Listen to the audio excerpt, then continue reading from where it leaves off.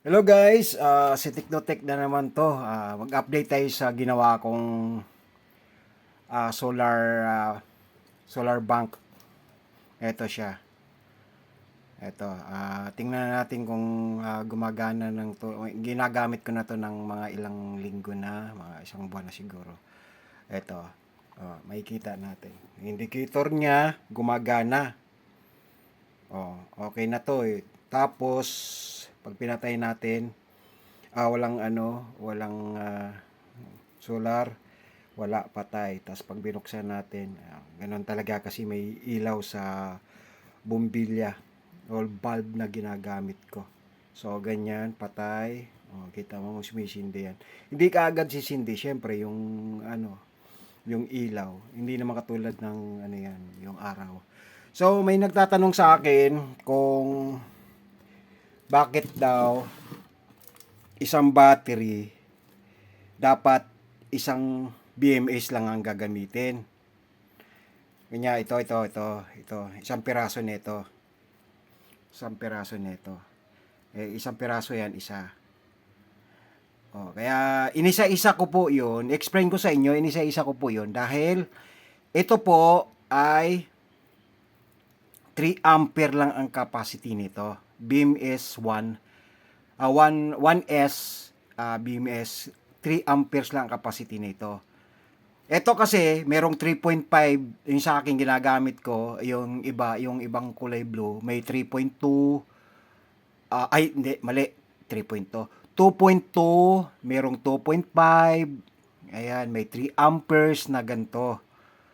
Kaya kung igamitin mo to, kunyari tatlong ganito, ayan, tatlo na sila, tapos isang BMS lang, baka masusunog yung BMS mo kasi mag-overload na siya. 3 amperes lang to. Itong isa. Tapos ilagay mo sa tatlo. Kasi ang mangyari niyan, ito 2.5 amperes, 2.5 amperes, 2.5 amperes. Pag samasamahin mo, kasi nakaparallel yan. So, ang 7.5 amperes yung lahat dito. Ito 3.5. 3 amperes. Di, may chance ang masunog to. Hindi niya kakayanin.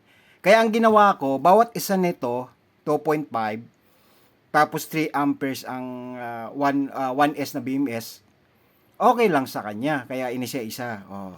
Isa dito, isa. Kaya, kaya niyang suportahan to bawat isa. Hindi yung isang ganto tapos tatlo sila. Wala, mag-overload po. Sa nakikita nyo po, sa ginawa ko, malalaman nyo naman kahit i-research nyo yun. Eto. Pero kung gusto mong tatlong ganto, maghanap ka ng 1S na 12 amperes. Meron yon. Isang ganto, 12 amperes na kaagad. Kaya pwede siyang, isang ganto, 12 amperes yun, pwede mong suportahan yung tatlo. Kasi aabot din lang 7.5 siya. Kahit iapat mo pa, maging 10 amperes siya. 10 amperes ang labas niya, ito, merong isang ganto na 12 amperes, kaya kayang-kaya pa rin niya. 'Di ba? So sana matulungan ko yung nagtanong na isang subscriber na bakit daw na kung pwede na daw isa nito tapos tatlo. Hindi po. Hindi kakayanin. Kasi ulitin ko 3 amperes. Ito bawat isa 2.5. Ngayon pagsamahin mo yan sa parallel, abot siya ng 7.5. Ngayon ilo-load mo siya dito. Ito 3 ampere lang, baka may chance masisira talaga to. Kasi 3 amperes lang siya eh. Ito 7.5 na eh. So sana maanuhan ko yung masagot ko na maayos yung nagtatanong. Sige po, maraming salamat po. Tsaka sunod na lang po na video ko, mag-assemble tayo ng ganto na para sa motor.